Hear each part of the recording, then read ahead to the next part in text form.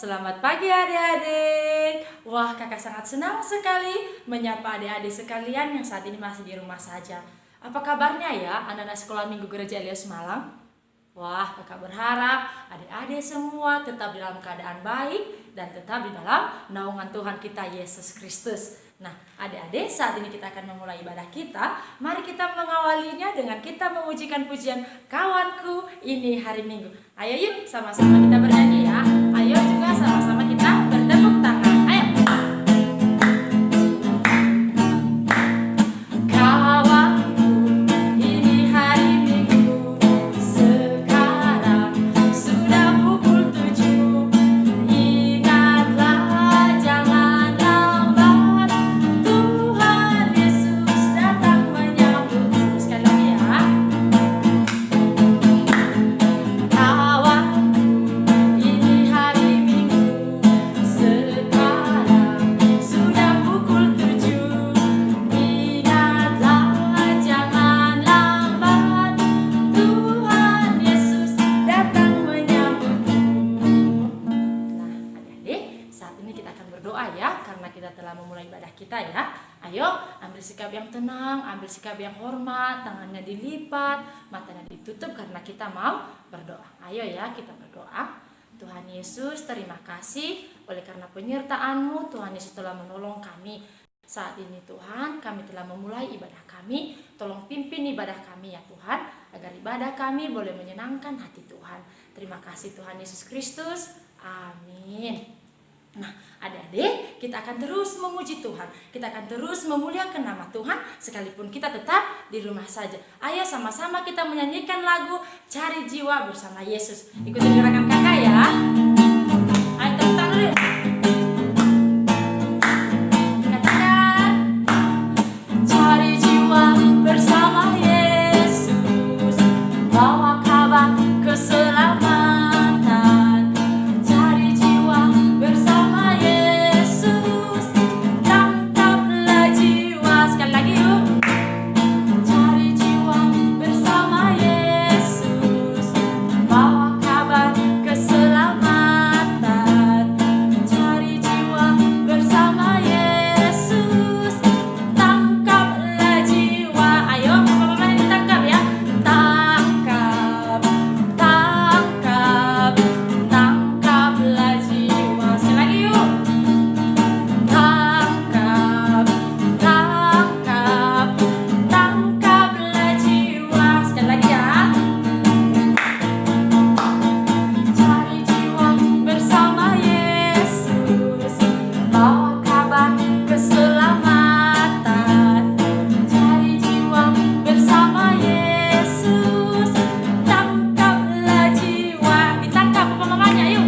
Tangkap, tangkap, tangkaplah jiwa. Lagi yuk. Tangkap, tangkap, tangkaplah jiwa. Yes, ayo sama-sama tepuk tangan yuk.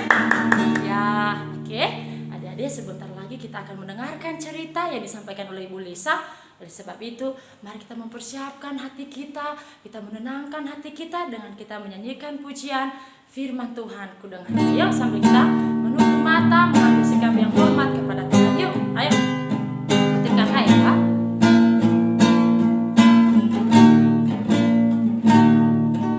Firman Tuhan ku dengar, ku tanam di hatiku. Ku ingin bertumbuh subur berbuah lebat. Yesus tolong para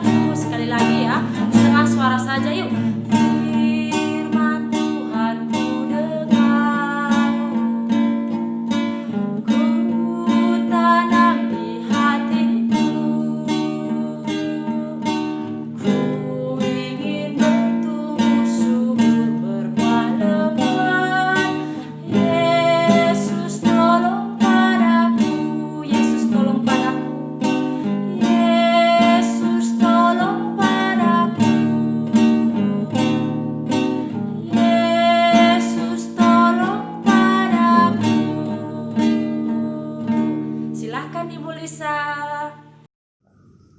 Anak-anak, sebelum mendengar firman Tuhan, kita berdoa dulu ya. Yuk, lipat tangan, tutup matanya, kita berdoa.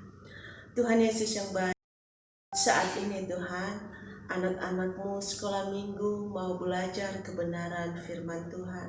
Maka tolong mereka Tuhan, siapkan hati, mata, telinga mereka untuk mendengar firman-Mu. Dan Roh Kudus Tuhan yang menolong anak-anak untuk mengerti firman-Mu. Dan mereka bisa melakukan firman itu dalam kehidupan mereka sehari-hari. Terima kasih Tuhan, dalam nama Tuhan Yesus kami berdoa. Amin.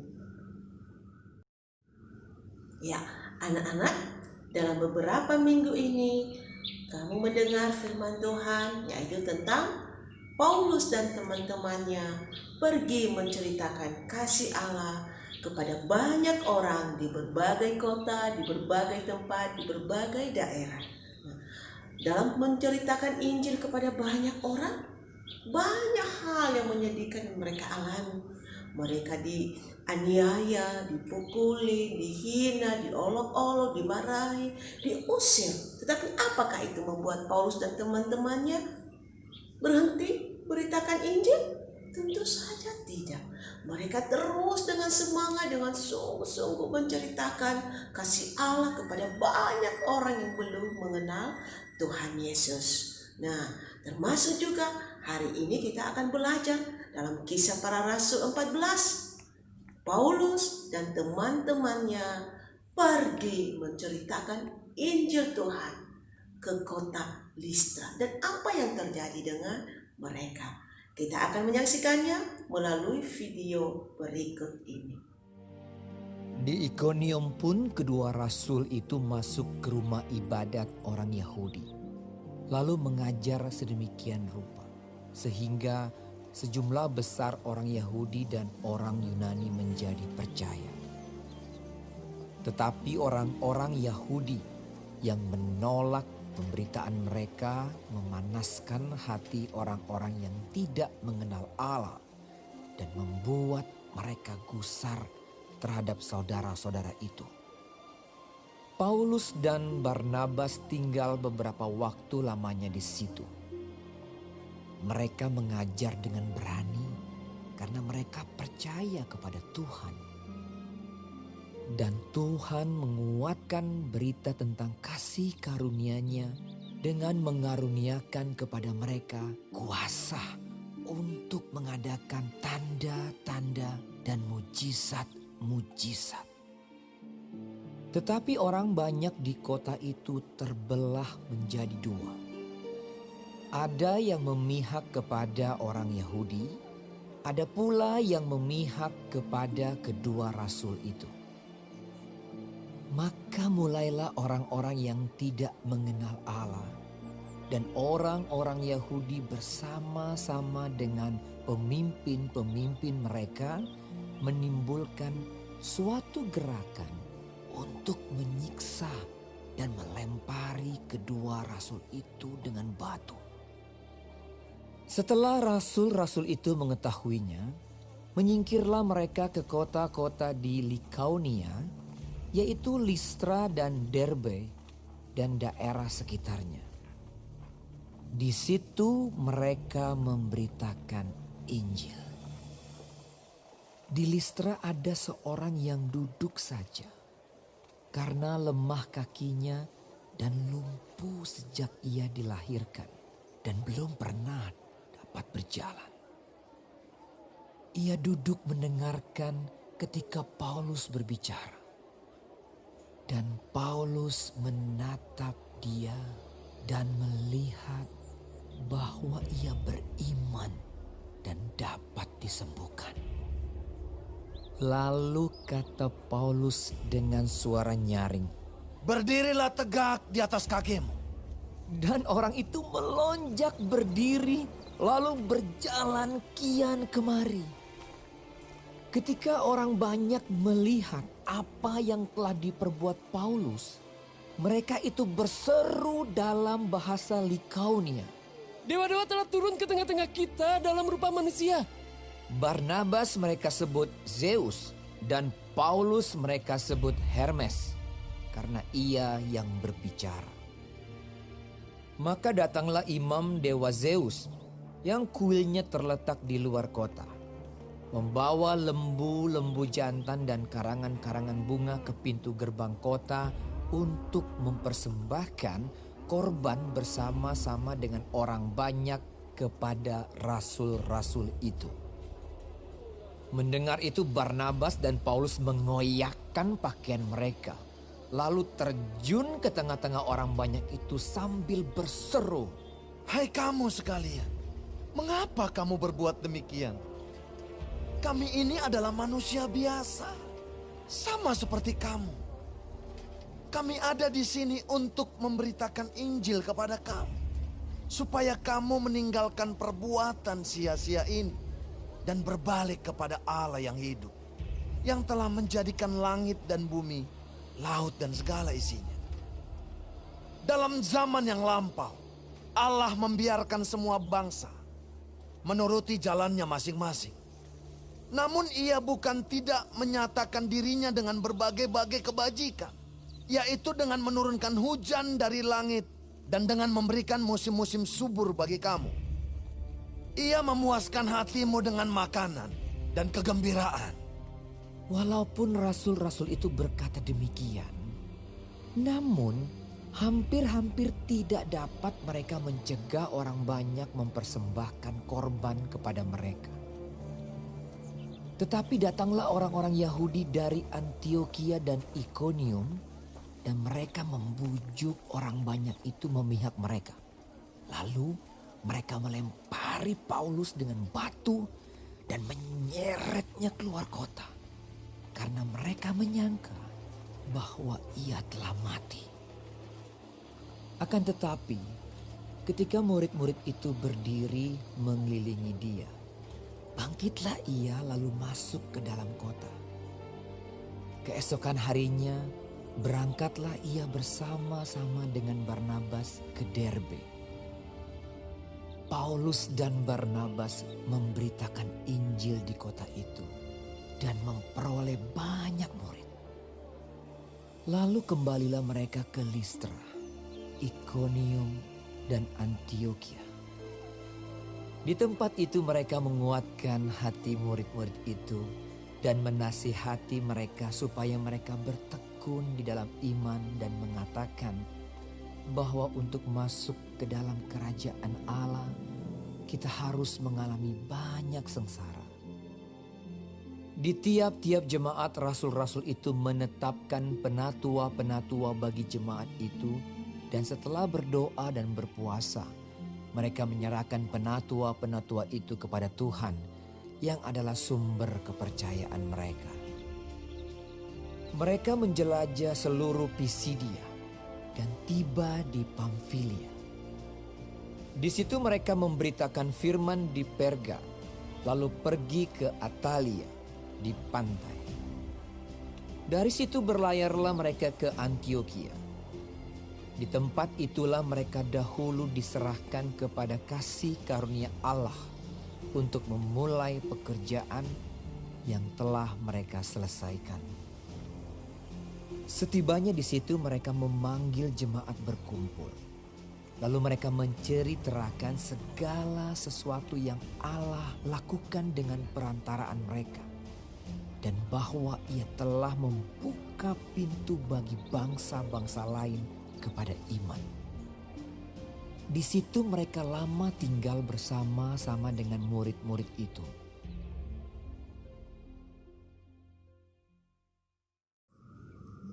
Anak-anak, kamu sudah mendengar firman Tuhan tadi. Apa yang dialami oleh Paulus dan teman-temannya dalam menceritakan kasih Allah kepada orang lain. Mengalami penganiayaan. Kasihan sekali. Tapi apakah Paulus mundur? Tidak. Dia tetap semangat, tetap setia, pergi ceritakan kasih Allah itu. Karena banyak orang yang belum mengenal Tuhan Yesus. Nah, saat ini juga banyak orang-orang yang memberikan hidup mereka seperti Paulus. Pergi ceritakan kasih Allah kepada banyak orang. Bantu mereka dalam doa. Tolong mereka. perhatikan mereka. Itu tugas kita. Dan bagi orang lain yang belum kenal Tuhan Yesus, doakan mereka. Mungkin teman-temanmu, mungkin sahabatmu, mungkin keluargamu, mereka belum tahu siapa itu Tuhan Yesus. Doakan mereka, ceritakan kasih Allah kepada mereka, supaya mereka juga tahu Tuhan Yesus Kristus sebagai Tuhan dan Juru Selamat, dan mereka menjadi anak-anak Tuhan Yesus seperti kamu. Maukah kamu melakukan itu? Tuhan Yesus akan menolong kamu. Amin. Nah, anak-anak, kita akan menghafal ayat hafalan, yaitu Wahyu 2 ayat 10a. Alamat, isi, dan alamat. Yuk kita hafal sama-sama. Wahyu 2 ayat 10a. Jangan takut terhadap apa yang harus engkau derita. Wahyu 2 ayat 10a. Sekali lagi yuk. Wahyu 2 ayat 10a. Jangan takut terhadap apa yang harus engkau derita. Wahyu 2 ayat 10a. Nah, anak-anak, ayat hafalan hari ini memberi kita semangat. Tuhan Yesus menolong Paulus waktu ia menderita. Tuhan Yesus juga menolong kita semua, menolong anak-anak waktu kamu menderita bagi Dia, menderita bagi Tuhan Yesus, atau waktu kamu berbicara tentang kasih Tuhan Yesus kepada orang lain, tapi kamu dimarahi atau ditertawakan. Ya, jangan takut. Tuhan Yesus pasti bersama kamu. Tuhan Yesus menolong kamu. Tetap ceritakan kasih Tuhan Yesus kepada orang lain. Tetap ikut Tuhan Yesus selama-lamanya. Ya, kita akan hafal sekali lagi yang kelas kecil. Wahyu 2 ayat 10a. Jangan takut terhadap apa yang harus engkau derita. Wahyu 2 ayat 10a. Ya, anak-anak, kita sudah memuji Tuhan, sudah berdoa, sudah mendengar firman Tuhan, sudah hafal ayat. Saat ini kita akan tutup ibadah kita untuk hari ini. Kita akan berdoa. Polisi akan berdoa untuk kamu. Ambil sikap berdoa. Semua lipat tangan, tutup matanya. Tuhan Yesus, kami sungguh bersyukur Tuhan. Hari ini di hari Sabat Tuhan, hari Minggu, kami bisa beribadah kepada Tuhan. Walaupun masih di rumah kami masing-masing, tapi kami percaya Tuhan Yesus hadir di tengah-tengah ibadah anak-anak sekolah minggu. Tuhan Yesus berkati anak-anak kami sekolah minggu Eleos, kelas kecil, kelas besar, untuk mereka tetap cinta Tuhan Yesus. Mereka menjadi anak-anak yang berani ceritakan kasih Allah kepada teman-teman mereka, kepada keluarga mereka, kepada banyak orang dimanapun mereka berada. Pakai mereka Tuhan untuk ceritakan kasih-Mu yang begitu besar itu kepada orang lain. Berkati anak-anak kami sekolah minggu, biarlah mereka hari demi hari bertambah besar, semakin dikasihi Tuhan Yesus dan sesama mereka manusia. Berkati mereka untuk belajar, tambahkan hikmat, kecerdasan, kepintaran, kepandaian kepada anak-anak, sehingga mereka menjadi anak-anak yang pintar dan nanti bisa melayani Tuhan dengan sungguh-sungguh melalui talenta mereka. Tuhan, kami berdoa untuk seluruh guru-guru sekolah minggu, pengurus sekolah minggu, papa, mama, opa, oma, kakak-kakak salem, berkati semuanya Tuhan. Tolong kami untuk tetap setia ikut Tuhan Yesus seumur hidup kami, tetap setia untuk ceritakan kasih Tuhan Yesus kepada banyak orang yang belum mengenal kasih-Mu. Tuhan, Engkau pimpin kami, sertai kami, jagai kami memasuki minggu baru ini. Pimpin kami dengan kasih-Mu. Terima kasih Tuhan, damai sejahtera Tuhan Yesus, pimpinan Roh Kudus, penyertaan Allah Bapa menaungi kita mulai sekarang sampai selama-lamanya. Amin. Salam anak-anak, selamat hari Minggu, Tuhan Yesus memberkati. Sampai ketemu minggu depan ya.